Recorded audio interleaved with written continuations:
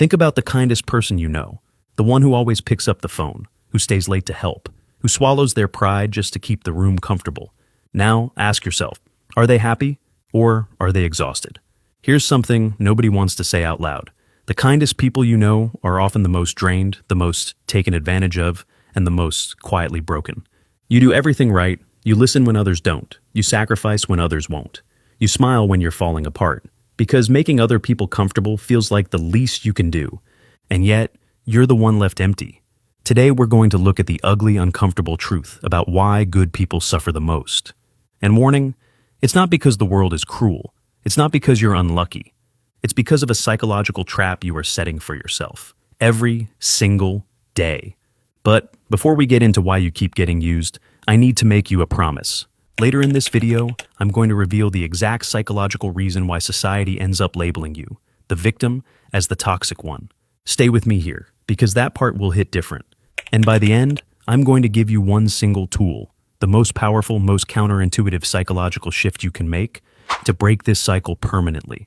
It goes against everything you were ever taught about being a good person. I know that sounds extreme, but if you stick with me through this, it will fundamentally change how you interact with everyone in your life. Let's start at the root. Psychologists call it high agreeableness. It's the personality trait that makes you want to nurture, accommodate, smooth things over. You treat the people around you like they're fragile, like they need protecting, like they need your warmth just to function. And honestly, that instinct is not bad. The problem is where you're applying it. The world isn't full of fragile infants. It's full of opportunistic adults. Adults who have been navigating social dynamics their entire lives. Adults who can smell accommodation from across the room. When you run nurturing software in that environment, you don't look like a saint. You look like prey. And that's the trap, not your kindness itself, but the fact that you're aiming it at a world that isn't built to receive it gently. If you are tired of being treated like prey, I've actually put together a free guide with 10 tactical phrases to help you shut down toxic people gracefully. I'll tell you where to get it in a minute. But before we talk about what to say, you have to understand the ugly truth about why you keep attracting these people.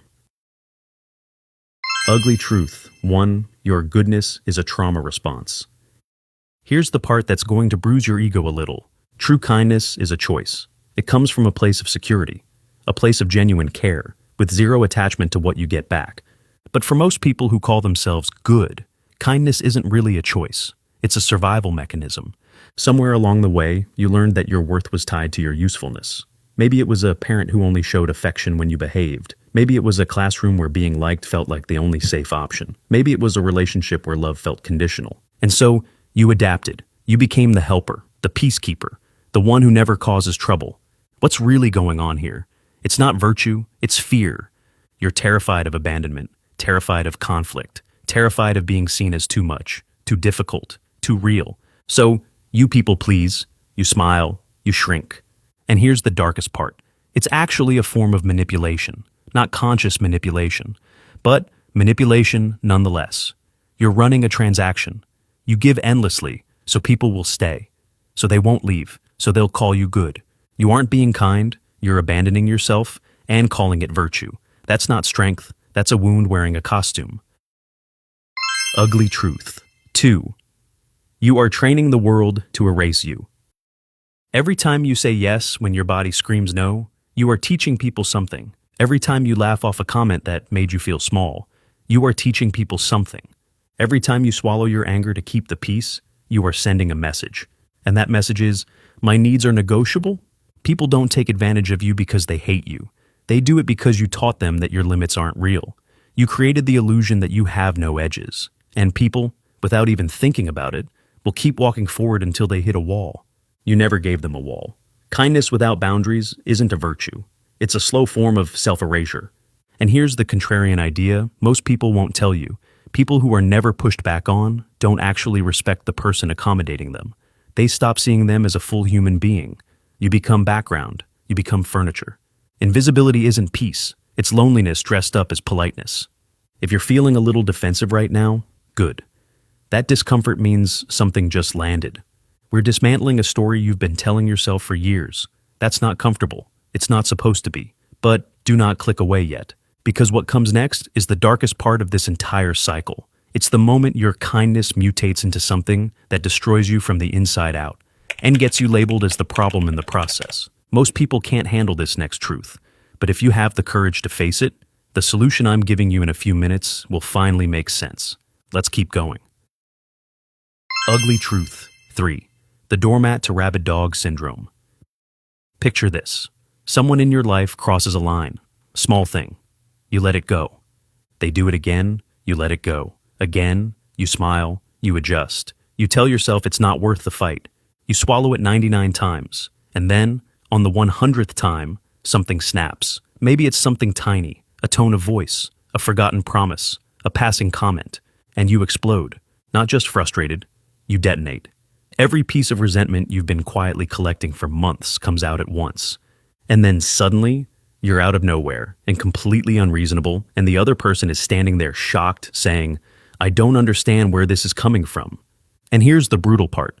They're not entirely wrong. You never gave them a warning. You never showed any teeth. You trained them, through 99 repetitions, to believe that everything was fine. So, when you finally snap, it doesn't look like a justified explosion. It looks like instability. And just like that, the person who crossed the line 99 times gets to play the victim. You become the toxic one, the angry one, the unstable one. Society reframes the whole story. The abuser walks free. You carry the label. That's the trap. Not the snap, but the silence that made it inevitable. Tactic 1. Learn to growl. You don't need to bite people, but you absolutely must learn to growl. Think about a dog, a healthy, normal dog. Before it bites, it gives you signals. Its ears go up. Its posture changes. It shows its teeth. It growls. It gives a warning. That warning is a gift. It says, "This is a line. Don't cross it." Most good people skip the growl entirely. They go straight from nothing to explosion. And then the world calls them unpredictable. Here's the shift. Stop laughing off disrespect. When someone makes a passive-aggressive joke at your expense, don't smile. When someone speaks over you, don't let it slide. When someone crosses a minor line, don't pretend it didn't happen. Hold eye contact. Let the silence sit. Calmly say what you mean. You don't need to be aggressive. You don't need to be dramatic. You just need to growl. And if you were sitting there wondering, okay, but what exactly do I say? I've got you covered. That free guide I mentioned earlier, 10 tactical phrases to handle toxic people, gives you the exact scripts to push back without losing your cool. I've pinned the link in the comments so you can grab it for free after this video. But right now, let's look at the second tool. Conflict delayed is conflict multiplied. The earlier you address something, the smaller it stays. The longer you wait, the bigger it becomes, and the more explosive your eventual reaction will be. Growl early, growl calmly, and you'll almost never need to bite. Tactic 2. Weaponized forgiveness, the clean drop. You've been lied to about what forgiveness means. Somewhere, you were taught that forgiving someone means letting them back in, that it means excusing the behavior, that it means acting like it never happened. That's not forgiveness. That's self-abandonment with a spiritual label on it. Here's what forgiveness actually is. It's refusing to carry their baggage into your future. That's it. It's not about them at all. It's about you deciding, consciously, that you're not going to spend the rest of your life dragging their weight around. Think of it like this. You pick up a suitcase that isn't yours. You carry it for a while, and then one day, you look at it, set it down on the stairs, and walk away. You can forgive someone completely, and simultaneously decide you will never speak to them again. Those two things are not in conflict. The drop is the freedom. Now, you have tools. You know how to growl. You know how to drop the weight. Most videos would end right here, but if you click off now, both of those tactics will eventually fail. Why? Because they're band-aids on a wound that goes deeper than behavior. At the start of this video, I made you a promise. This is where I deliver it. Tactic 3. Integrate your shadow. Stop trying to be harmless. A harmless person isn't a good person. They're just a victim waiting to happen. Think about a rabbit. Is a rabbit peaceful? No. A rabbit is simply incapable of violence. That's not the same thing. There's no virtue in an inability. Carl Jung called it the shadow. The part of you that contains your anger, your aggression, your capacity to say no, your willingness to be disliked. Most good people spend their entire lives suppressing it, pretending it doesn't exist, performing a version of themselves that is clean, agreeable, and safe. But here's what Jordan Peterson and others have argued, and what I believe is true. True goodness requires the capacity to be dangerous, and the choice not to be. That's the difference. Not the absence of the shadow, but the mastery of it. You need to integrate it. Get comfortable with your own anger. Practice being the bad guy in someone else's story when that story is wrong. Have the courage to be imperfect, to be assertive, to take up space. A person who could bite but chooses not to, that person has power. A person who simply cannot bite, that person has nothing. The world doesn't need more nice people quietly drowning in resentment. It needs real people. People who respect themselves enough to draw a line in the sand. People who are kind, genuinely kind, not because they're afraid, but because they chose it. Remember this. If your kindness doesn't include yourself, it isn't kindness at all.